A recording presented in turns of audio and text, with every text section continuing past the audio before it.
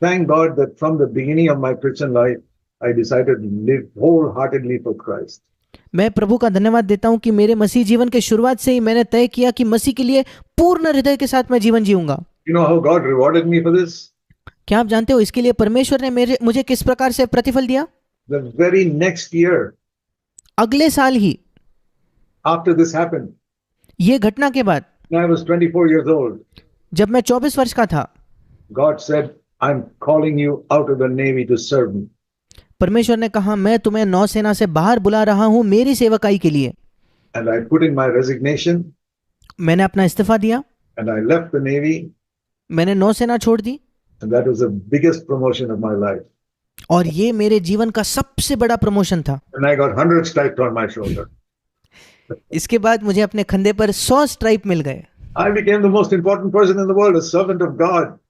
मैं इस संसार का सबसे महत्वपूर्ण व्यक्ति बन गया, परमेश्वर का सेवक बन गया। God's eyes. परमेश्वर की आंखों में, In man's eyes, I'm just an unknown person. मनुष्य की आंखों में मैं कोई अनजान व्यक्ति हूं। But you know how it affected these people? पर क्या आप जानते हो इन दूसरे लोगों पर क्या प्रभाव पड़ा? 40 years later, 40 वर्षों के बाद, when I was about 64 years old, जब मैं 64 वर्ष का था, that same officer who had told me to write the false statement, वही अफसर जिसने मुझसे कहा था कि तुम झूठा प्रमाण पत्र दो, he was an old man. I met him in Bangalore. वो तभी काफी बूढ़ा हो चुका था। मैं उसे बेंगलोर में मिला And he was surprised. और वो आश्चर्यचकित होगा मुझे देखकर। He said, Poonan, you're still alive. उसने कहा पूनन तुम अभी भी जीवित हो? Yes, I'm serving the Lord, I said. I've been मैंने कहा हाँ मैं प्रभु की सेवकाई कर रहा हूँ। Since that day, I've been serving him 40 years. और मैंने कहा उस दिन से मैं 40 वर्षों तक प्रभु की सेवकाई करते रहा हूँ। Witness to him. 40 years और later, that I was witnessing to him. और 40 वर्षों बाद भी मैं उसके लिए गवाह बना, मैं गवाही दे रहा था अपनी। There was another officer there. उस समय एक और अफसर था, He had become an admiral afterwards. वो तो एडमिरल तक बन गया था। He met me 40 years later. 40 वर्षों बाद जब वो मुझसे मिला, He said, well, Zach Poonan, I can never forget you, the way you stood in the Navy. उसने कहा जैक पूनन मैं तुम्हें कभी भूल नहीं सकता, तुम किस प्रकार से नौसेना में खड़े हुए थे। My dear brothers and sisters, मेरे प्रिय भाइयों और बहनों, be the light wherever you are. आप जहां कहीं हो ज्योति बने, Even if you suffer for it, चाहे आपको उसके लिए पीड़ा क्यों ना सहनी पड़े। God will honor you. परमेश्वर आपको आदर करेगा। God has honored me in so many ways. मैं आपको बताना चाहता हूं परमेश्वर ने कई कई तरीकों से मुझे आदर किया है। Number one, सबसे पहले gave me a very good wife who's been with me 56 years and served the Lord along with me. मुझे एक बहुत अच्छी पत्नी दी है जो 56 वर्षों से मेरे साथ रही है और मेरे साथ प्रभु की सेवकाई की है। I'm willing to live in the simple way that I live. और जो उसी साधारण और सादगी से जीने के लिए तैयार थी जैसे मैं जीता था। Even though she's a medical doctor. इसके बावजूद कि वो एक डॉक्टर, वैद्यकीय डॉक्टर है। And we have served the poor people in India. She has served the poor people medically in India for 50 years. और 50 वर्षों से भारत के गरीब लोगों की उसने वैद्यकीय सेवा की है। Never earned 1 rupee as a doctor. एक डॉक्टर होने के नाते उसने 1 रुपया कभी नहीं कमाया। He helped poor people. उसने केवल गरीबों की सहायता की। We have never suffered a lack. हमने अपने जीवन में किसी भी जरूरत का अनुभव नहीं किया। God has enabled all our 4 sons to be born again first of all. प्रभु ने सबसे पहले हमारे चारों बेटों को उनका नया जन्म होने दिया। Not only born again, they got good jobs and they are serving the Lord. ना केवल उनका नया जन्म हुआ, उन्हें अच्छी नौकरी मिली और वे प्रभु की सेवकाई कर रहे हैं। What I'm trying to tell you is, और मैं आपको यह बताना चाह रहा हूँ, not just preaching. If you honor God, He'll honor you. मैं केवल प्रचार नहीं कर रहा, तुम प्रभु का आदर करो, परमेश्वर आपका आदर करेगा। Giving you 1 or 2 examples, what I have experienced in 60 years. मैं आपको 1-2 उदाहरण दे रहा हूं कि मैंने 60 वर्षों में क्या अनुभव किया। One of the sicknesses I had when I was very young was asthma. जब मैं बहुत जवान था मुझे एक अस्थमा नाम की बीमारी थी। I was about 30 years old.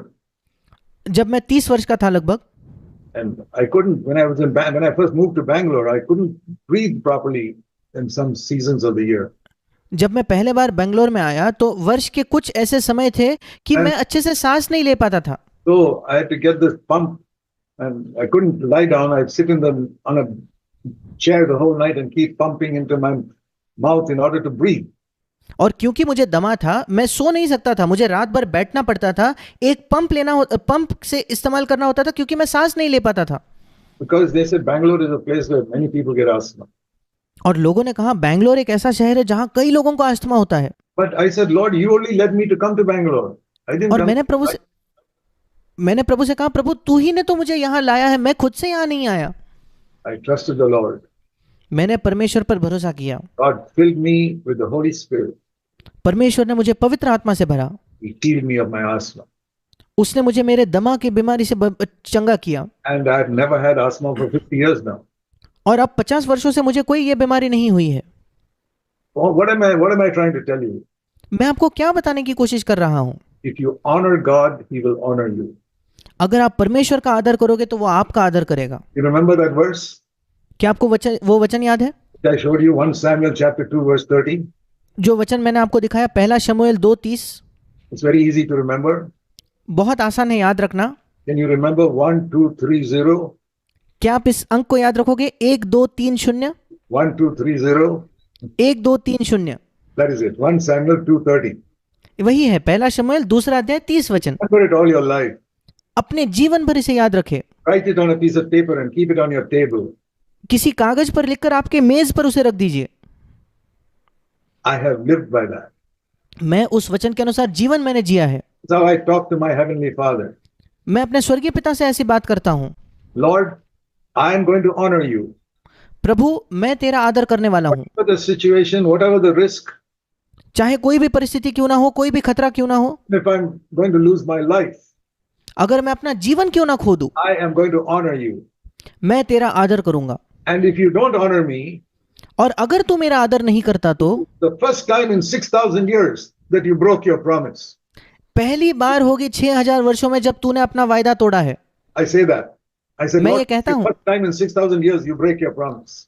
मैं कहता हूँ प्रभु 6000 वर्षों में पहले बार होगा जब तूने अपना वायदा तोड़ दिया। I say it like that just to convince myself God will never break his promise.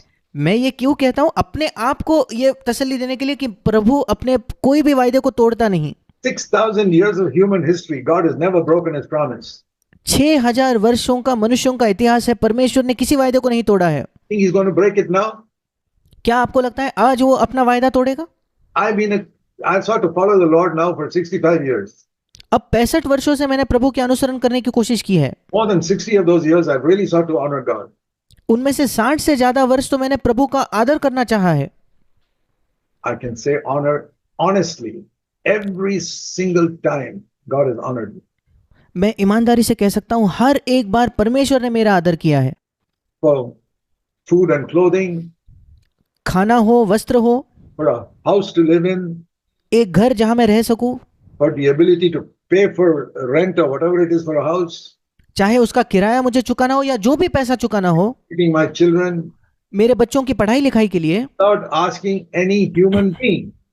किसी भी मनुष्य से न मांगते हुए। When Jesus had a need, where did you think he went? जब यीशु की कोई जरूरत थी, आपको क्या लगता है यीशु किसके पास गया? He went to his father.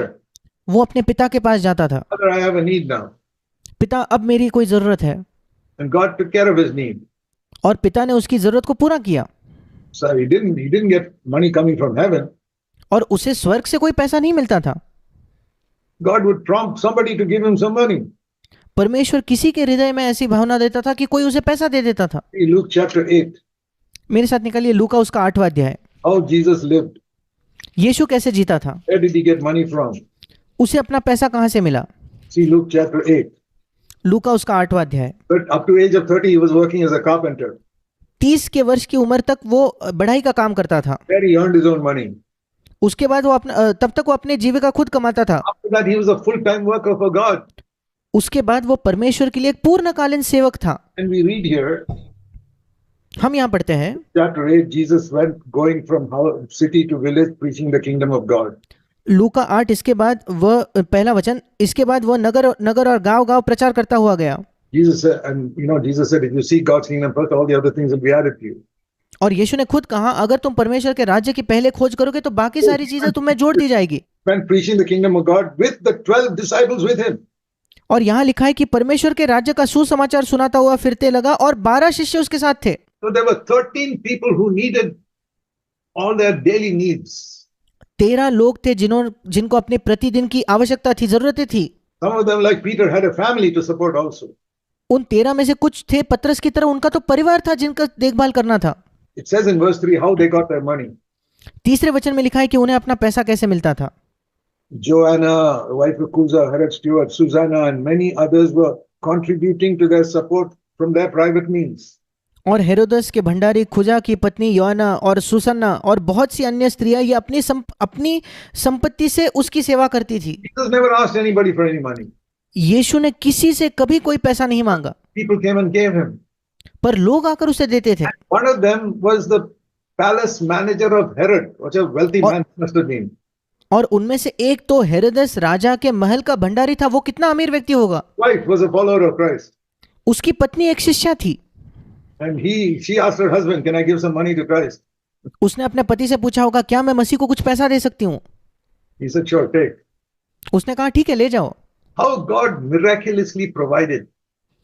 परमेश्वर कैसे चमत्कार करके प्रावधान करता है। Without Jesus asking anybody, यीशु ने कभी किसी से नहीं मांगा, फिर भी not by money dropping from heaven, ये नहीं कि स्वर्ग से पैसा गिरा। God prompted some rich people to give him some.